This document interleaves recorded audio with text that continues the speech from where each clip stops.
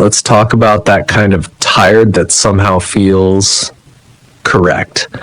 You're checking emails at 11 p.m. and the little voice in your head says, "It's just responsibility." You're polishing a presentation over the weekend that was already fine, and you feel a sense of pride. I hold them up to a higher standard. You volunteer for the messy, ill-defined project nobody wants, and you think, this is how you get noticed. You have a story for every extra ounce of effort you give, and the story is always about you, your ethics, your drive, your ambition. But what if I told you that story might be a script, and the script wasn't written by you?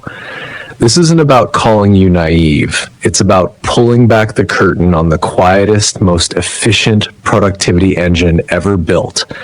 One that doesn't demand your labor, but lovingly, expertly extracts it. First, let's spot the pattern. You probably think your bursts of going above and beyond are random, a deadline here, a favor there. But notice this. After one of those above and beyond moments gets you a shred of recognition, a great job in a meeting, a more interesting assignment, do you find yourself looking for the next opportunity to do it again? When performance review season looms and your visible wins feel thin, does a low-grade anxiety make you proactively create work just to have something to report? If that rings even a faint bell, congratulations. You're not just working hard, you are in the early, gentle stages of behavioral training program. The first lesson is simple. Pair the action, taking initiative, with a reward, positive feedback. It's Psychology 101, and it's running on you right now. This isn't about a bad boss. This is systems engineering. It's not about breaking your spirit. It's about reprogramming your definitions of success. Responsibility, excellence, growth. The system takes your core values and quietly rewires them so that the only way to feel you're living them is by doing exactly what it needs. So how does this machine work? It doesn't use a whip. It builds a world, a gravitational field where the right choice for you just happens to be the profitable choice for it. Stage 1, the panopticon of productivity. Think of those transparent OKR systems in every modern tech company. Everyone's goals are public. Sounds open, right? Here's what happens. Work that can't be neatly quantified, that doesn't generate a shiny data point, starts to become invisible work. Spent 3 hours mentoring a junior colleague, not a key result. Took a walk to think deeply about a strategic problem, a blank space on the dashboard. So you adapt. You start volunteering for projects that produce beautiful, measurable outputs. You chop complex work into tiny, reportable milestones. The system didn't ban deep thinking. It just made it career expensive. Your initiative gets gently pulled toward what's seen, not necessarily what's important. Here's a simple test. Next time you're about to go the extra mile, ask, am I solving a problem or am I feeding the dashboard? Stage 2, the hostage situation called your future. If visibility is a soft pull, your career trajectory is the hard yank.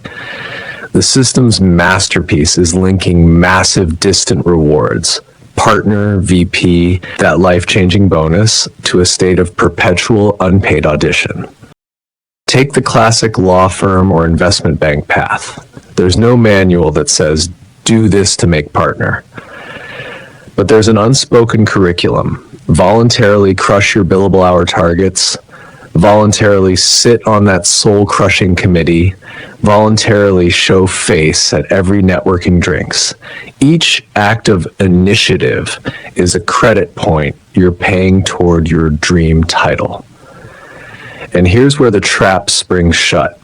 After a few years of this, a terrifying thought takes root. I've invested too much to stop now.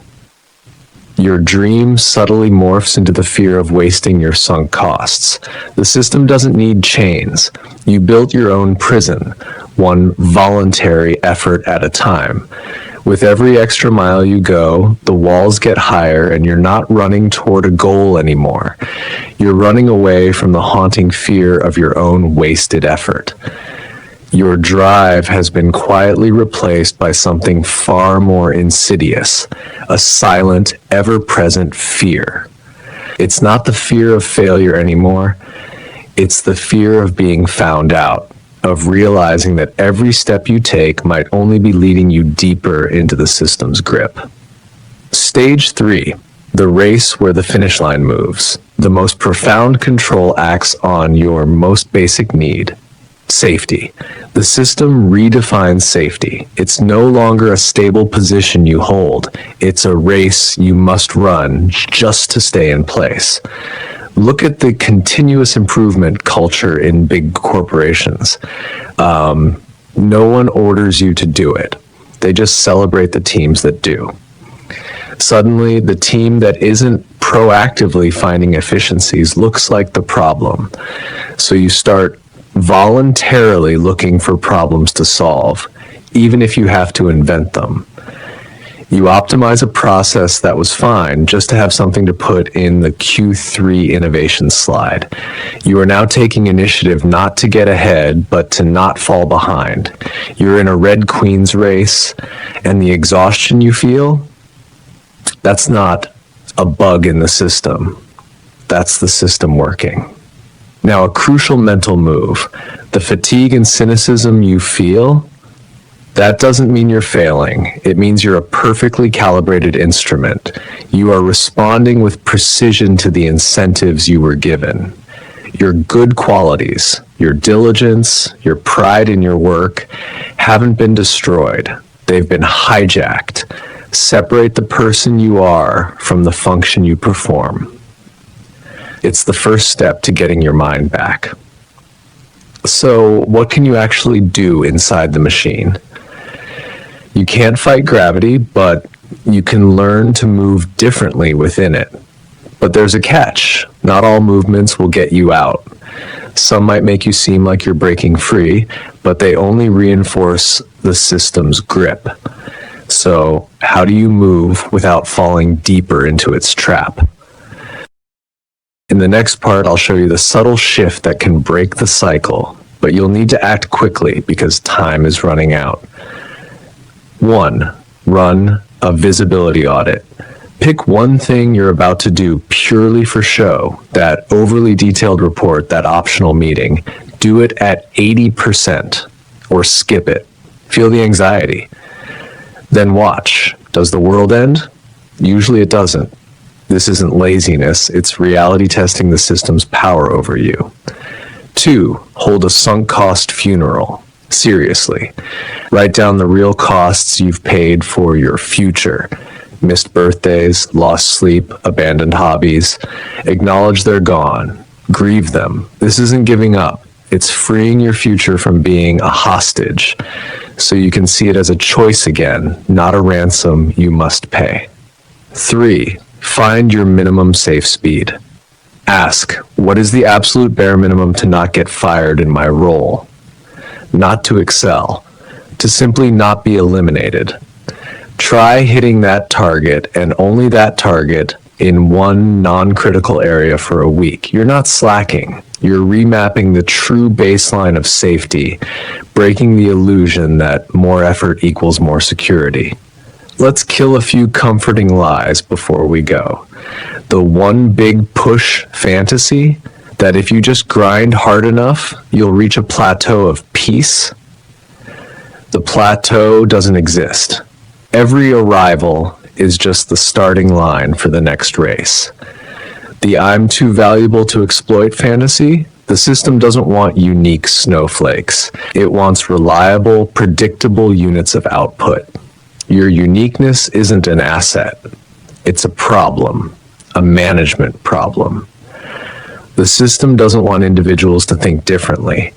It needs them to be reliable, predictable cogs in its machine. The moment you deviate from that, you stop being a tool and become a threat. The system will collapse under its own weight fantasy. Your burnout isn't a sign it's failing. It's a sign it's running efficiently. So you're left with paths, all of them flawed. You can become a perfect, calculating actor in the system's play, hiding your true self behind a mask, or you can play it safe, wall off sacred parts of your life, and accept that you'll never be the star player. Or there's another path.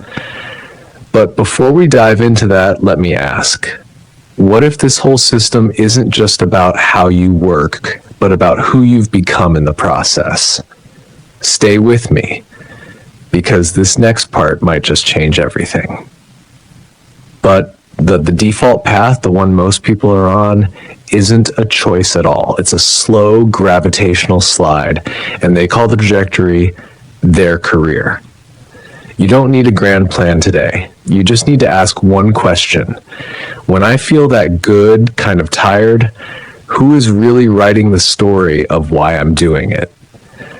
And once you start asking that, you'll notice something even weirder. The system isn't just training you to manage yourself. It's starting to train you to manage everyone else too. Why do you get subtly annoyed at the colleague who leaves at 5 p.m.? Why do you feel a twinge of judgment toward the team that seems less driven? That's no accident. That's the next phase. And it's the topic of our next conversation, L3-21, why you end up monitoring your peers for the system.